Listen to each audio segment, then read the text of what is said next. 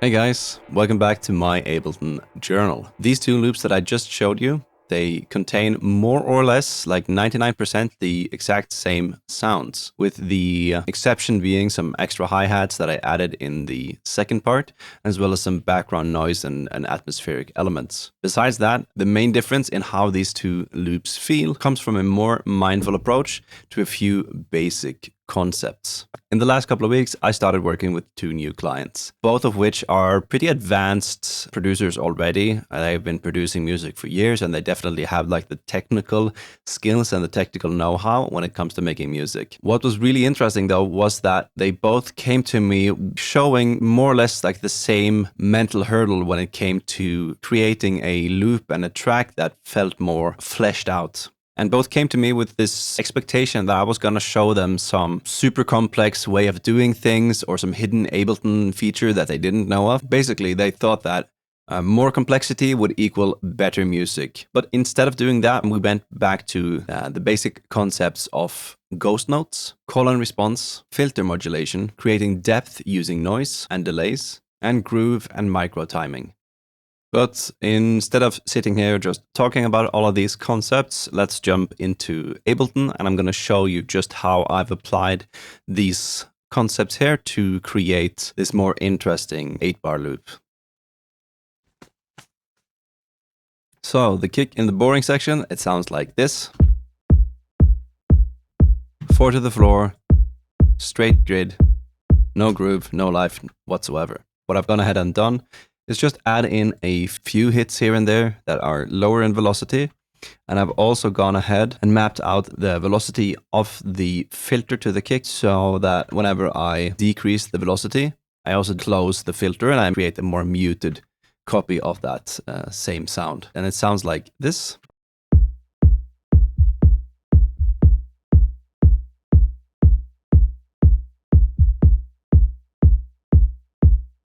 So in and of itself, this is nothing crazy, but it just helps add a bit of movement, which is what we want. So the next instrument where I've applied the concept of ghost notes is my hi-hats. And as you can see, I'm not even going to play you this one because the straight hats, it's just straight hats, nothing fancy, just had a splash of reverb on top. But for the interesting part, I've just added in some extra hi-hats here and there. Some verses.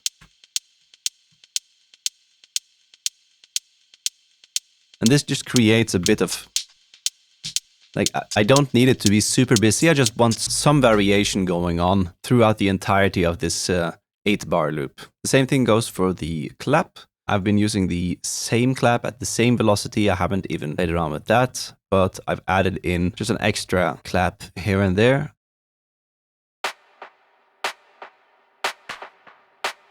Again, this is just to further like add in some movement here and there. And it's also worth mentioning that on my top bus, where I keep my hats and my clap, I have added a small 8th note dotted delay where I've filtered out quite a bit of the highs to avoid the doubling of the hat. And I'm also making sure that I don't have any feedback on this because I don't want this.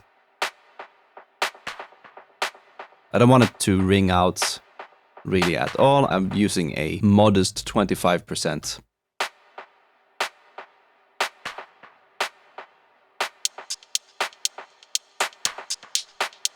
And in combination with the kick,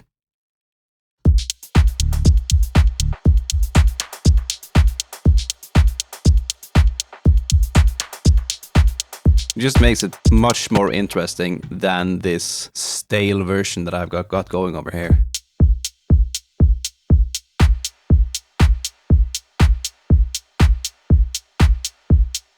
And lastly, for the drums, we can take a listen to these background hats that I've added. This is something I tend to want to do just because sometimes I want different timbres than what I have got going in my hats already. So let's take a listen to these.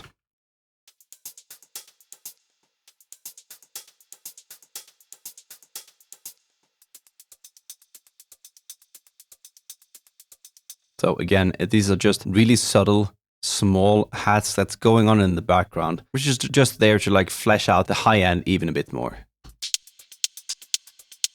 I've also gone ahead and sidechained these background hi-hats to my main hi-hat. And this is just to make sure that the main hi-hat comes through loud and clear. So it's a small change, but when you combine it all together, it really adds up and makes sure that the hi-hats sound cohesive. All right, moving on to the next topic, which is call and response.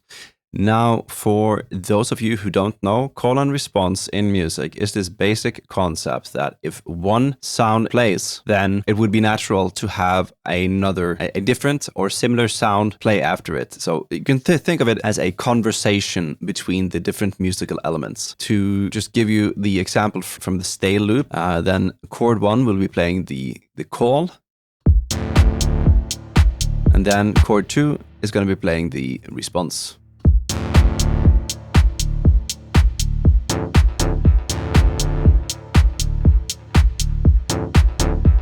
And while this example, it does the job, but the main reason I feel why it gets stale after just 1 minute of listening is the fact that there's not really a lot of interesting stuff being, quote unquote, said in these two voices. They're saying the exact same thing at the exact same volume in this conversation. So instead of this being a dialogue that goes over the course of these 8 bars, it's basically this 2-bar loop that's being repeated over and over and over. And that, to me, is not interesting. The music that I listen to don't have these really small loops. The way that I've gone about and make this more interesting in the exciting section is that for the first chord, I've gone ahead and played around a bunch with the length of the different chord hits, as you can see. Some are long, some are shorter, and I've also left quite a bit more space for the first chord, which is in essence the main chord, or the main chord sound. I've made the second chord talk less, basically, and then I'm using delays to sort of extend the phrasing of the first chord. But let's take a listen. It's much easier that way.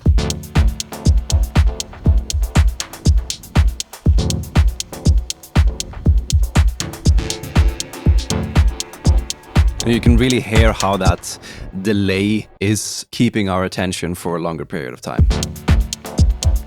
Because not only am I triggering the chord at the same time as the delay here, but the delay is also being sent into 2 or 3 other different delays, which is going to keep this much more interesting.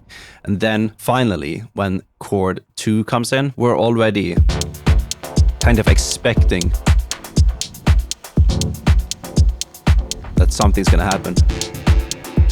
And then when this chord again is processed a bit differently than the first chord, all of a sudden it's this interesting conversation that's going back and forth between these 2 elements. Then it's time to move on to modulation. Now, in the first section, I intentionally only kept this LFO modulating the filter cutoff of the first chord. The amount of modulation going on here is not really enough for me to feel that there is any progression, even though it's quite small and it's quite hard to tell that there is something going on, especially when the chord hits themselves are all the equal length. So what I've done with the second chord is simply I deleted the LFO and I've gone ahead and manually adjusted the opening and the closing of the filter so as to play a more interesting pattern. And the reason I've chosen to do such a thing instead of just slapping an LFO on there is also because I like to sit and listen to my loops and just respond to my own emotional expectation of, is this sound going to be more open? Is it going to be closed? What's going to happen?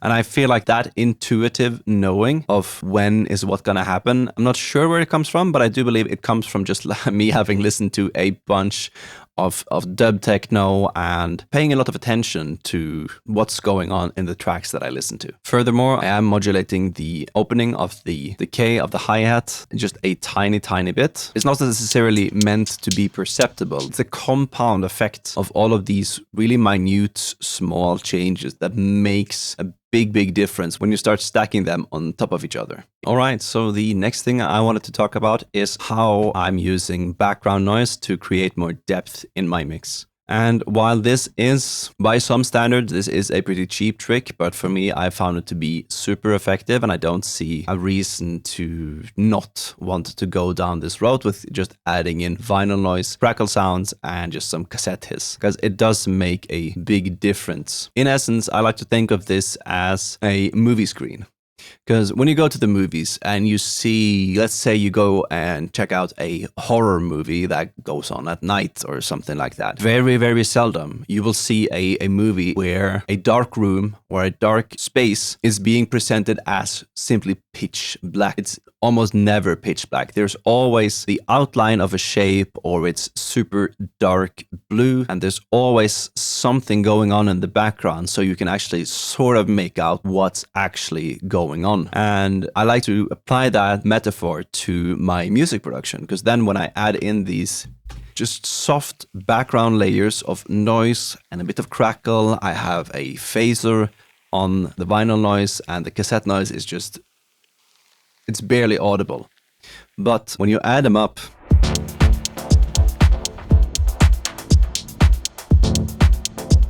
and especially in these sections where the delay on the chords are going to do like the heavy pulling of our emotional attention, then having this element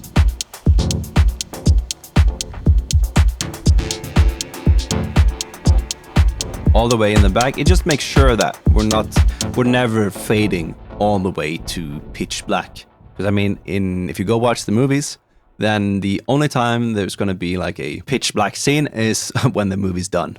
And for your own sake, if you want to experiment, I highly recommend trying out field recordings. You can record some city noise if you live in the city, some sound of trees blowing in the wind. Process this as crazy or as mundane as you like. This is really an avenue where I do recommend you to just try out a bunch of different sounds and textures, and be mindful of what kind of textures you end up using will also help create this setting of in what kind of space is your track and your emotional story taking place. And on the topic of space, let's talk a bit about how I've been using some delays to create both interesting rhythms, but also to help further define this imagined space where my chords are going to be existing. So in the first example, I didn't have any delays on this synth whatsoever.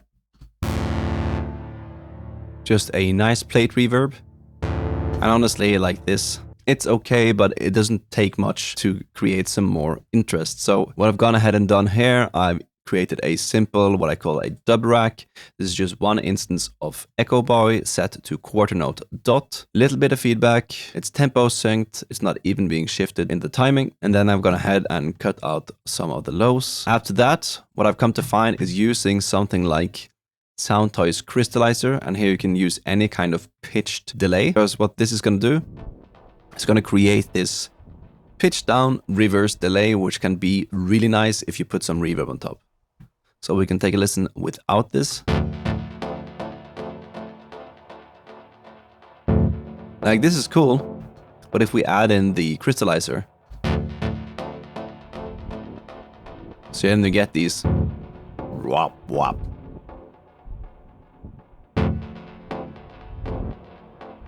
And it just adds another layer of interest to my attention that sometimes I'll be conscious of that there's something there, and other times, depending on what else is going on in my composition, I'm not going to be conscious of this stuff.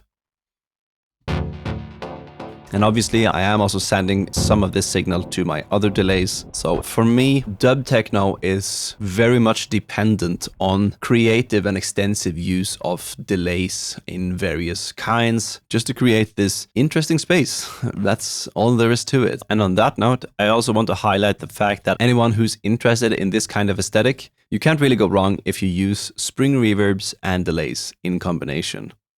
For instance, with my clap here, I am on the last note. I'm sending a bunch of this signal into the amazing stereo spring presets. This is a preset I've mentioned in several of my other videos as well, and I definitely recommend you to check that out. So the last thing I wanted to cover in today's video is the concept of groove and micro timing. You've heard me talk about ghost notes, and you've seen me shift around notes manually in real time. This is also something I've done extensively for my chord, which you can see right here. And I've also gone ahead and manually adjusted each note just to give it a bit more of a human feel. Same thing goes for my hi-hats. Here I haven't manually shifted anything, but I'm using the MPC 16 Swing 55, and on my resampled hi-hats I'm also using the Octatrack Swing 52, and I've gone ahead and used the Beats warp mode, preserve 16ths, and drag the gate all the way down just to get like tight hi-hats. If we listen to this without these parameters,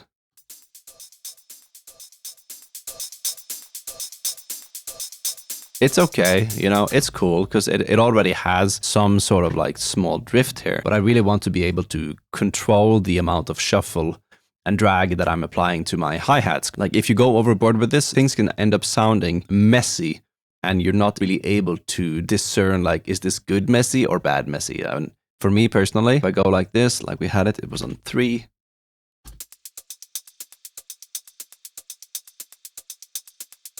And this is a really, really subtle difference, but it is, the difference is real and the difference is there. So when you add that together with the hi-hats,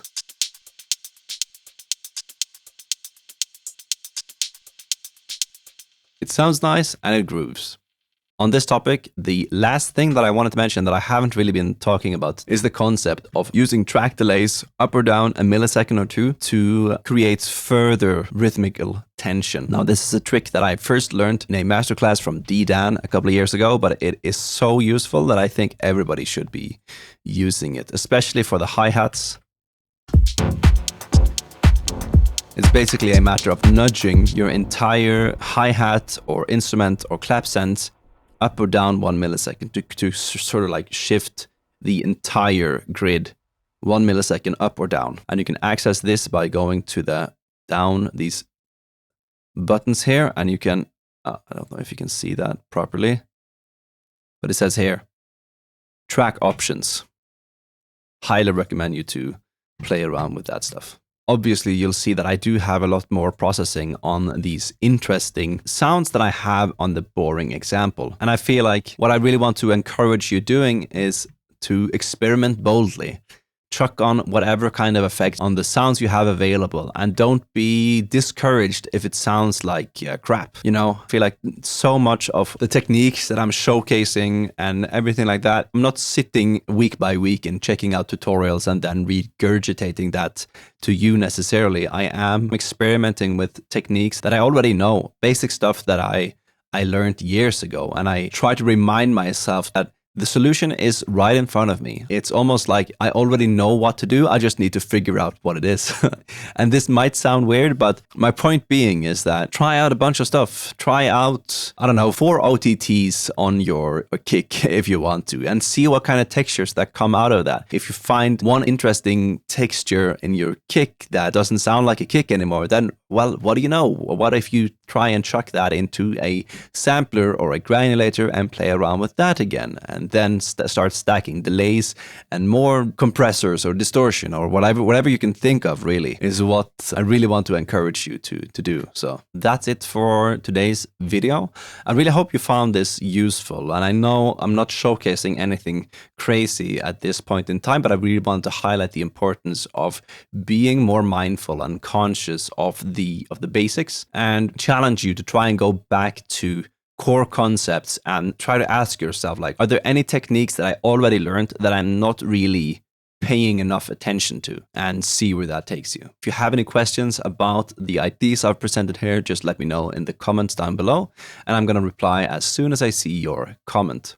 And lastly, as always, I am still offering one-on-one Ableton Live music production coaching for anyone who wants to try and level up their music production or mindset skills. If this is interesting, I'm going to leave a link at the very bottom of this video where you can check out some more information about myself, and where you can also book your free 30-minute intro call where we can get to know each other a bit. Thanks a lot for watching, and I'll see you in the next video.